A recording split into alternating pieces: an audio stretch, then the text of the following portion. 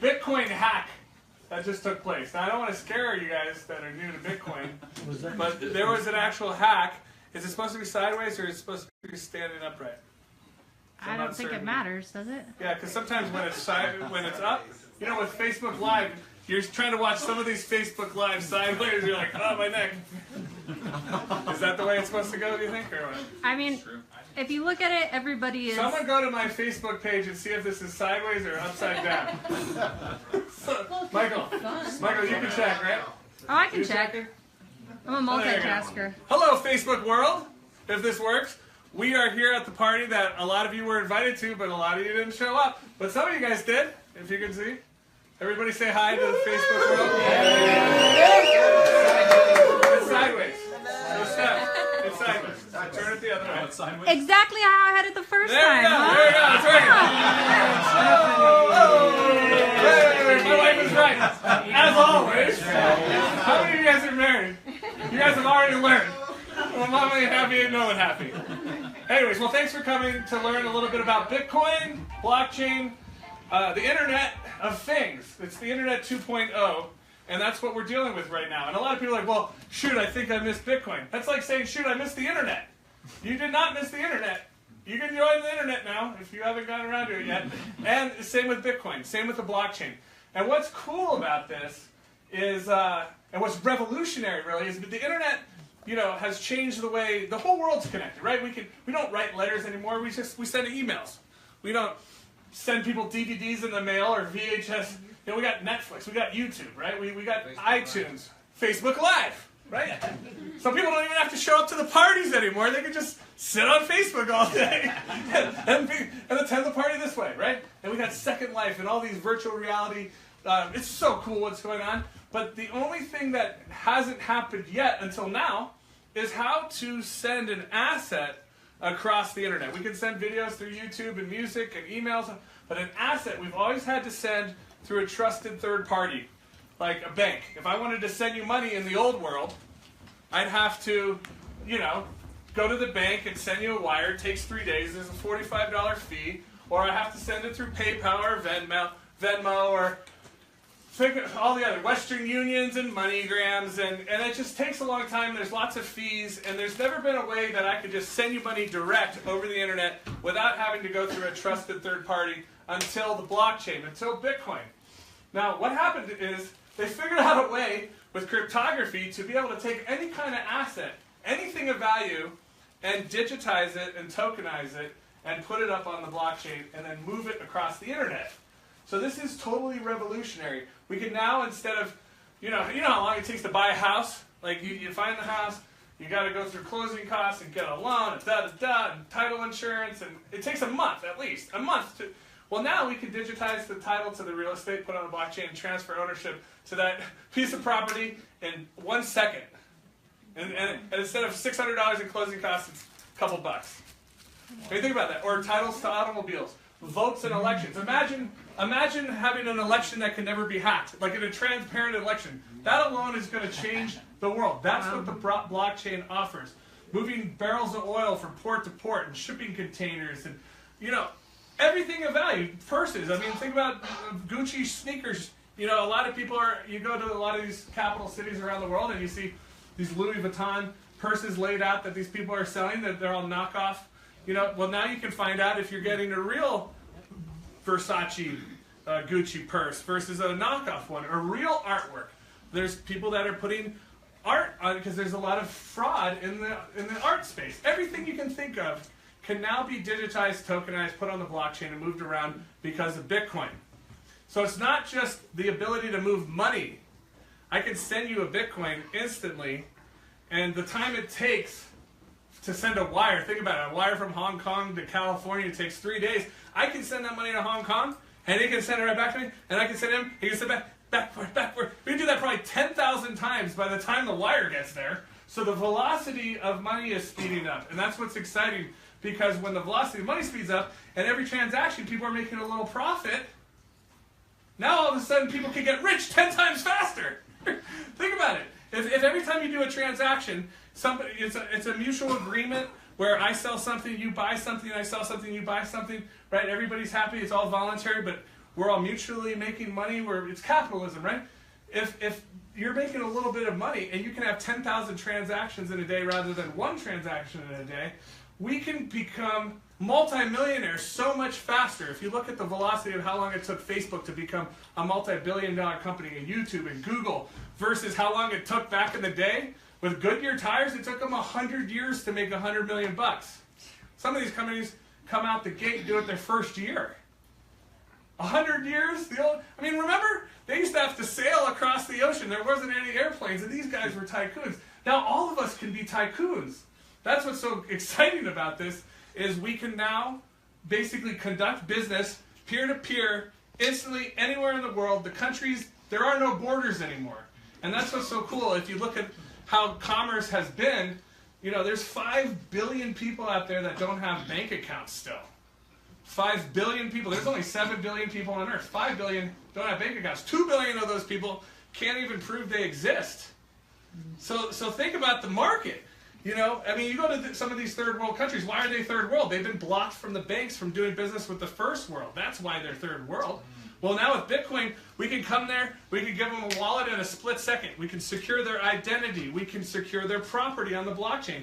If I go to Indonesia or something, I want to buy a piece of land. I like your land. Can I buy it? They're like, well, we own to this tree, to this road, to this fence, and this field is ours. But they don't have any title to that property. You go through Peru or anywhere else, there's lots of countries. In Haiti, they had a big earthquake, and the building that held all the property records of who owed what and who was paying taxes and whatever, that whole building collapsed. They lost everything. They didn't have it backed up anywhere. Imagine if somebody had gone to Haiti and said, look, there's this thing called the cloud, the blockchain, where everything is backed up. You have an earthquake, you lose all your records. Don't worry, they're all backed up on the blockchain. It's this distributed ledger, and that's what's so exciting, because when property rights are protected, when we can prove we exist, we can own property, everything else, that's where prosperity comes from. When a dictator takes over a country, the first thing he does is he kicks you off your land and puts his own cronies that helped him take power. Here, you can have this mansion or whatever, right? Well, you can't do that now with the blockchain, right? Imagine a transparent election that can't be hacked. That would change the world alone. So this is what we're dealing with here as a way to really take the entire world and revolutionize it, change it. We're part of a mission bigger than ourselves. This is a big project. There is trillions and trillions and trillions of dollars locked up that can't be monetized right now. But with the blockchain, we can release this. With your program, with Salt, we can release this. We got Sean over here. He's got an amazing ICO he just did, raised tens of millions of dollars, called Salt, which is a blockchain lending company. Why go to a bank and fill out paperwork and do all this stuff when you could just go and borrow crypto and do it like that? You don't need a credit score. Right? Imagine. It's amazing. So this is basically what we're dealing with here. It's revolutionary. It's the internet all over again. This is going to be bigger than the internet, this Internet of Things. And so that's what gets me so excited about this. Now, when I heard about Bitcoin, I was into gold and silver, right? You guys remember back in the day? Remember I've been gold and silver, and Ron Paul and libertarian stuff. You remember?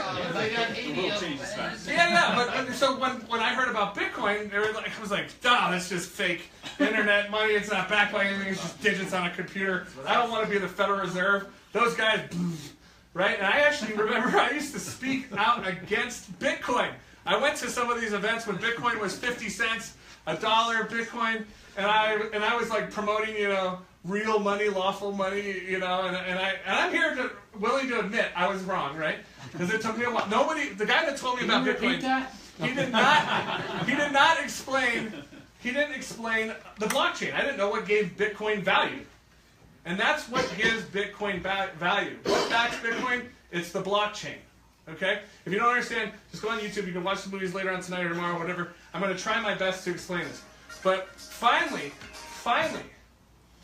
this guy was like, you got to look at Bitcoin. You got to look at Bitcoin. You got to look. Finally, I was like, fine. Here's $200. Leave me alone. Right? So just to get him to shut up, basically, I gave him $200. I got 250 Bitcoin. For my $200, he left me alone. He never brought it up anymore, and now I have 250 Bitcoin. So I don't think about it for a year, right? I'm busy doing my stuff. And at the time, it was mountain hours. The time is money. We were creating our little barter network up there. Law, you remember going up there? Yeah, remember our mountain hours thing? So, yeah, I still have the shirt too. Me too.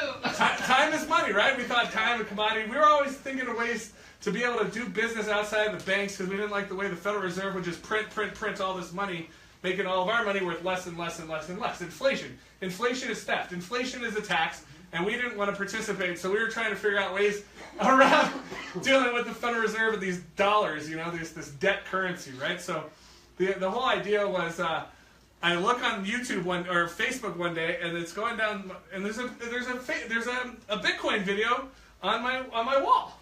So I watch it, and I'm like, oh my God, my friend totally messed up explaining this to me. He did not explain it right, and I watched this video. I was like, this could be the greatest invention ever, or the second greatest invention. I always like to say the first greatest invention is air conditioning. The second greatest is Bitcoin. There would be no Las Vegas without an air conditioning, right? But I saw this video, and I was like, I have some of this Bitcoin.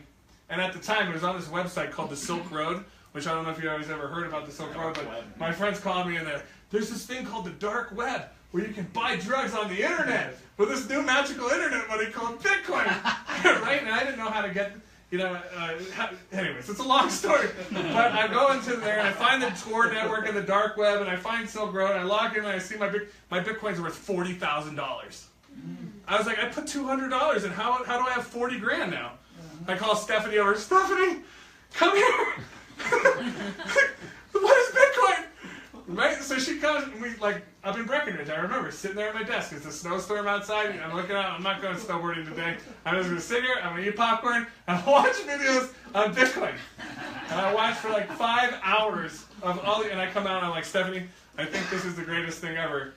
And then I was just watching it. It goes from $1 a Bitcoin, $10 a Bitcoin, $100 a Bitcoin, $1,000 a Bitcoin, $2,000 a Bitcoin, $3,000 a Bitcoin, and I'm like, holy! My $200 is worth $750,000. Wow. Imagine $200 into almost $1 million. Yeah. Some of my friends, I had a UPS driver come by my house, and he's always coming by delivering packages, and we're living on a beach, and we're water skiing every day, and he's like, you guys are kids. You don't have jobs. How can you get to water ski every day? And what are you doing? I'm like, well, there's this book called Rich Dad Poor Dad, and I'm learning how to invest. And have you guys ever read this book called Rich Dad Poor Dad? Yeah. Robert Kiyosaki's book. It's such a good book. And he's like, well, what should I do? I want to be free. And I was like, you should buy some Bitcoin. Never saw the guy again for 3 years. And I moved from Denver up to Breck, and the guy finds me on Facebook, and he's like, hey, I just want to tell you, thanks so much. And I'm like, for what? He's like, well, back in the day in Denver, you told me to buy some Bitcoin. And so I did. I bought $10,000 worth of Bitcoin. And I said, really? And he's like, it's worth $1.5 million. That guy made more money on Bitcoin than I did. He was like, I paid off my house, quit my job. I got my mom a new car. And I'm just like, oh, this is great. This is great. That was my UPS driver. Had another friend who threw in $100 grand. He turned it into $27 million. Yeah. And so this is life-changing. I mean, what would you do if your annual income could suddenly become your monthly income? And you had the time freedom to enjoy it? I mean, our lives, it's a good question. What would you do if your annual income became your monthly income? Michael, I want to hear what you guys are doing, because you joined us recently. And just tell us your story. Michelle, can you tell us your story really quick? Just since you came all the way from Wyoming down to come party with us and talk about Bitcoin, can you guys quickly just share your story really quick? Absolutely. It's already passed. Trillions of dollars of institutional money is coming in to buy Bitcoin. They don't know about the machinery, guys. Joby's the one that knows about the machinery. He can hook you up. It's invited. He's selling. So when you can own the goose that lays the golden egg, it's a no-brainer, and you don't have to tell a soul, and you can take a small amount of investment and just let it keep printing money before the rest of the world finds out how this is being done. It's going to be 2, 3 years, 4 years before, 5 years, 10 years before anybody even understands this. Think back when the internet came out, right? How long did it take before we even knew how to, go on and do PayPal and Google and all this other? So we're like before it goes public, and you're getting this information. So it's been a great blessing to us. Financially, we can go anywhere now. We're able to not only take our family around the world. We'll be in Acapulco here next week. We're going to Dubai with our family. I mean, like kids, you have first class, fly over to Dubai, fly over to Bangkok. Then we're going to Australia. Homeschooling our kids. That's about us. But then what can we do with our, some of us have, things that you would like to do as mission work. So those are things we can now do. We can actually, we've been able to save the family. Now we can go out and do things and really bless other people's lives through mission work that, that's each and everybody has that in their heart. Whatever it is for you, it's possible. So thanks for allowing me to share, Joby. I appreciate it. Thanks, Stephanie. It's so exciting. Like, all my friends are getting so rich. In fact, today, we're having a celebration because our Bitcoin mine, which I'll explain mining in a second, but our Bitcoin mine just mined we've mined 3,000 blocks, which means we made about $190 million somewhere. Yeah, $190 million. Unbelievable! It's unbelievable. Millions. Yeah, $190 million. But no, how does this work? How does Bitcoin work? Okay, here's how this works. First of all, you got to set up a wallet. Okay, if you guys don't have a wallet, go to yourbirthdaybitcoin.com, and I'm going to pretend it's your birthday, and I'm going to give you some free Bitcoin. So yourbirthdaybitcoin.com. If you don't have a wallet set up. Set up a wallet, I'll give you some free Bitcoin. I usually only do it for people that have birthdays, because I'm like, hey, happy birthday. Would you like some free Bitcoin? Go buy yourself a beer, not me. It's your birthday. Right? So that's basically how I've been doing this. Because everybody has a birthday every day. It's so easy. Everybody likes getting free money, right? So that's how I build my business, is I just buy people beers for their birthday every day. Facebook alerts me every day. I got like 5, 10 people that have a birthday every day. Hey, happy birthday. Would you like some free money? Go buy yourself a beer. Happy birthday. Like, that's how hard this business is. Okay, so I got people set up with a wallet. I show them how Bitcoin works. Now, when Bitcoin started, if you want to know the history a little bit, do you guys remember like Napster? Do you guys remember when you could download music and movies and stuff on Napster back in the day? Well, what happened after a while? It got really big, and then the government came in and shut it down because it was like centralized. They had it comes in with guns and copyright infringement. So they took down Napster. Well, somebody got smart and was like, hey, why don't we just create a file sharing software, a platform called the BitTorrent software. And if you run the software, you can share music and movies and stuff with all your friends. Well, all of a sudden, millions and millions of people started running this BitTorrent software on their computer, sharing movies and music. And now today, you can go to Pirate Bay or Views or Beachy Junkie or Kick-Ass Torrents or any one of them and download any music, any movies you want. And there's no way to stop it because it's not centralized like Napster was. It's decentralized. It's distributed. There's millions and millions of computers. Imagine the world with millions of computers all over the world all sharing files together. There's no point of weakness. The currency that runs on the BitTorrent network is Bitcoin. Okay? So imagine millions of computers around the world. Now, how do you get all these computers to run the Bitcoin software? To track all the Bitcoin transactions around the world and secure the blockchain. How do you get people to run this software? Well, you got to give them free money. So you got to incentivize people. A lot of you guys have laptop computers, right? So you have your laptop computer, you do your emails, you close the laptop, you go to bed. You wake up, open the laptop, do your emails, whatever. Not making any money, right? Well, if you would just load the Bitcoin software on your laptop, you do your emails, instead of closing your laptop to go to bed, you press a button, you go to bed, you wake up, and there's money on your laptop the next morning. You're monetizing your bandwidth that you're already paying for. You're probably paying a flat rate for internet, right? So why not monetize it? Why not turn that computer processing power into money? And so that's how Bitcoin started. And all of a sudden, millions of people all over the world started running the software because there's all this free money. Right now, today, $5 million a day is given away every single day of Bitcoin to people that donate their computer processing power to the network. So as you can imagine, the Bitcoin network is the biggest network on planet Earth. It's 100 times bigger than Google. There's nothing bigger in terms of computer processing power than the Bitcoin network because there's $5 million a day given away.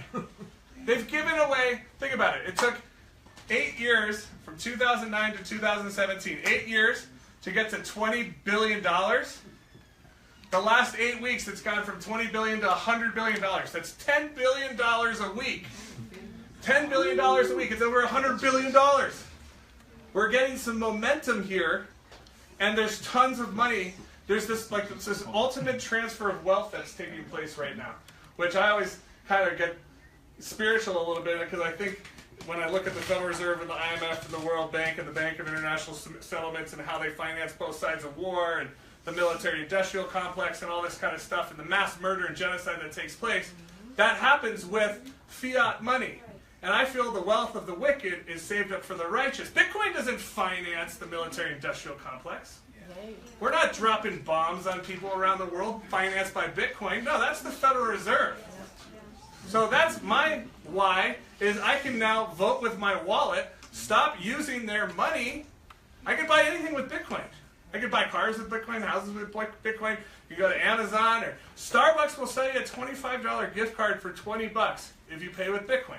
That's a 20% discount. So it's actually cheaper to use Bitcoin. So what happened with me was I got a Bitcoin credit card, and I got a Chase card. And this is one of my favorite examples. Okay, this is a Visa card, and my Chase card Stephanie has. I might have another Chase card. No, I don't. Yeah, you got it on my phone. And that little phone thing, if you want to grab it and toss it to me, it makes the demo even that much more real. All right, so this is a Chase card, right? How many of you guys bank with Chase? Mm-hmm. Unfortunately, I have a Chase account too. Sorry, recovering addict here. So, Chase, it says Visa, right? Shift, it says Visa. These cards can be spent at the exact same places, anywhere Visa is located. I can swipe this one, I can swipe this one. Okay, now I don't know if you know this, but Visa can be backed by dollars, like this Visa, or euros or yens or pounds, or Bitcoin. So think. 2010, I put $200 on this Visa card, Chase. In 2010, I put $200 on this Visa card. A year later, this Visa card still has $200 on it. This one has $40,000 on it. Today, this one has $200 on it. This one has $750,000. Why on earth would I ever use this card again? Why do you use this card when you can use this one? I just have it because sometimes I have a need for Federal Reserve notes, unfortunately. I don't like to spend my Bitcoin. Actually, I kind of like to keep my Bitcoin right now. But think about it. Why? If they could be spent at the same place, why would you... It's like you can just spend and it replenishes itself, and you can spend some more and it replenishes itself again. You spend some more. It's like a card that never runs out of money. That's basically what this is like dealing with Bitcoin. I wake up and every morning there's more Bitcoin. So, now how does, okay, so I was talking about mining and how you can set up your computer processing power. Well, I kind of look at this whole thing as kind of like how roulette works. You guys ever play roulette where you got the wheel, you got all these spaces, you spin the ball, and the ball drops, and if it's on your number, you win. Right? So I kind of look at Bitcoin mining as like that. Like a laptop computer would be like one little space. So it doesn't land on your space too much because you're only donating a little bit of computer processing power.